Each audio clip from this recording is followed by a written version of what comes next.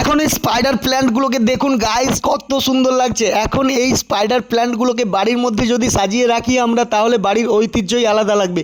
যে কোনো দোকানের সামনের দিকে যদি রাখা হয় তাহলে কিন্তু কাস্টমারদের দিকে পজিটিভ এনার্জি দেবে।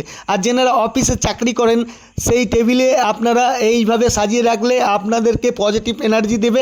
আর অন্যান্য জন যেনারা আছেন আপনারা আপনাদের বন্ধু বান্ধবীদের দিকে গিফট করতে পারেন। এখন আমি দেখাবো কিভাবে এটা বসালাম, কি কি সার ইউজ করলাম। সবসময় আমরা বসিয়ে রাখার সময় পাই না, আপনারা নিয়ে গিয়ে বসিয়ে নিতে পারেন, তাহলেই আপনাদের একটু কম খরচ পড়বে। প্রথমে আমি চলে আসলাম আমাদের দোকানে। এই যে এটা আমাদের দোকান, এই যে এখানে বিভিন্ন ধরনের টব পেয়ে যাবেন ডিজাইনের, আর বিভিন্ন ধরনের গাছ পেয়ে যাবেন, এছাড়াও এই ধরনের খাবারগুলো পেয়ে যাবেন। আর এখন আমি এখান থেকে টব আর গাছ নিয়ে যাব, কোন গাছটা কোন টবের মধ্যে দিলে ভালো লাগবে এটাই আমাদেরকে ভাবার বিষয়। এখানে দেখুন একটা ব্ল্যাক কালার টবের মধ্যে রয়েছে, এটা টবটার দাম রয়েছে 15 টাকা, আর মাটিটার দাম 7 টাকা 8 টাকা, আর বাকি গাছটার দাম সব মিলে টোটাল এটা যদি আপনারা নিতে চান 60 টাকা পড়বে। ঠিক আছে, আপনারা এখান থেকে নিয়ে যাবেন। অনলাইনে হয়তো অনেক দাম বেশি পড়ে, আমরাও কিনেছি একটা সময়, আমরা জানি কোথায় কি দাম চলে, কোন দামটা নিতে হবে কাস্টমারের কাছ থেকে। ঠিক আছে, তো চলুন আমি এখান থেকে আরও কয়েকটা টব আছে সেই টবগুলোই নিয়ে নিই। ওই টবগুলো একটু দাম বেশি, টবের মধ্যেই জেলবাট আছে। ঠিক আছে, আমি এখানে 3টে টব আর 3টে গাছ নিয়ে চলে এসেছি। এখন আপনাদেরকে কি করতে হবে, প্রথমে টবগুলোকে ভালো করে ছিদ্র করে নিতে হবে। এই যে দেখুন দুটো লাল কালারের টব, আমি একটা রাখবো। এই লাল কালারের টবটা আমি মানে খুব পছন্দ করেছি আর কি নিজে থেকে। আর এটার সঙ্গে এই গাছ, এই সবুজটার সঙ্গে এই গাছটাও অনেকটা সুন্দর লাগবে। আপনাদেরকে ফিটিং করে দেখাচ্ছি, দাঁড়া। কীভাবে ছেদা করে সেটা তো আপনারা জানেন, এটা অনেকেই জানতে চাই যে কী দিয়ে ছেদা করবে। যে কোনো একটা লোহার কিছু একটা গরম করে নেবেন টব ছেদা করার জন্য।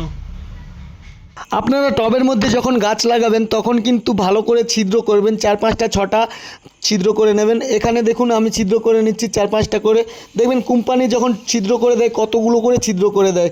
এখন আমি এগুলো নিয়ে চলে এলাম আমাদের ছাদকে।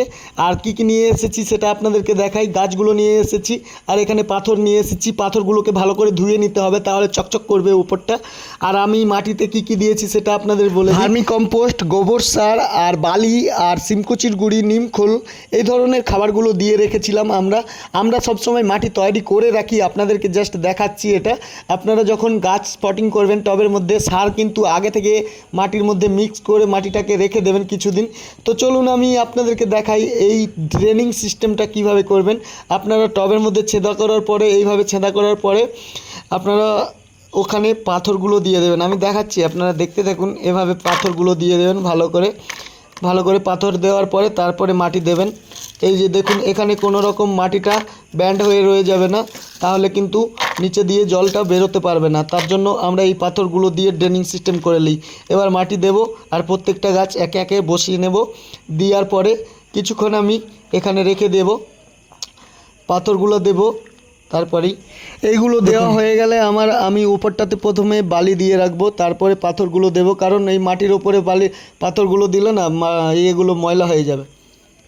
এইভাবে গাছটা লাগানো হয়ে গেলে আপনারা ওপরটাতে একটু ফ্লিং বালি দিয়ে দেবেন, বা মোটা বালি, যে কোনো বালি দিয়ে দেবেন, তার উপরে পাথরটা দেবেন। তাহলে কিন্তু আমি দেখাচ্ছি, আমি ফ্লিং বালি দিচ্ছি, আমার কাছে এটাই এখন ছিল ভেজা।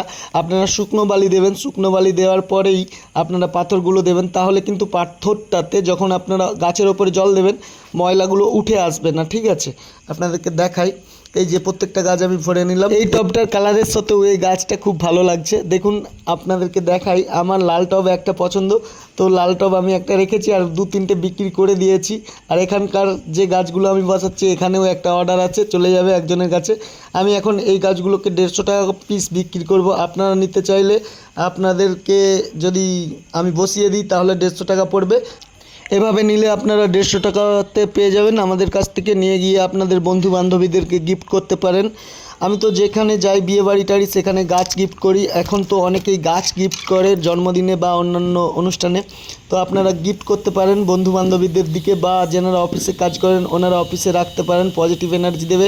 বাড়ির মধ্যে রাখলে বাড়ির ভেতরে অক্সিজেনটাকে ফ্রেশ করবে। আপনারা বাড়ির মধ্যে অবশ্যই রাখবেন। এই স্পাইডার প্ল্যান্টের আরও অনেক গুণাগুণ রয়েছে, সেগুলো আপনারা অন্যান্য ভিডিও থেকে জেনে নেবেন। আমি এই ভিডিওটাতে জাস্ট গাছটা কিভাবে বসাই সেটাই আপনাদেরকে দেখালাম, আর এই গাছগুলো আমাদের কাছে পেয়ে যাবেন এটা আপনাদেরকে জানালাম। আমরা জাস্ট এইগুলো তৈরি করলাম এই মুহূর্তে। এগুলোই ছিল, সব সময় এগুলো অ্যাভেলেবেল থাকে না, আপনারা চাইলে নিয়ে যেতে পারেন আমাদের বাড়িতে এসে। আমাদের বাড়ি পূর্ব মেদিনীপুর জেলা কোলাঘাট থানা কোনাটি অঞ্চল মানুয়া গ্রামে ব্রাহ্মণপাড়াতে। আমার নাম শম্ভু জানা। এই অ্যাড্রেসে আসলেই কিন্তু আমাদের দোকানে এসে নিয়ে যেতে পারবেন। এই গাছগুলো কয়েকটা রেখেছি এই মুহূর্তে, আর পরে পাবে কি না আমি জানি না, হয়তো পাবে, কিছুদিন পরে পাবে, ঠিক আছে।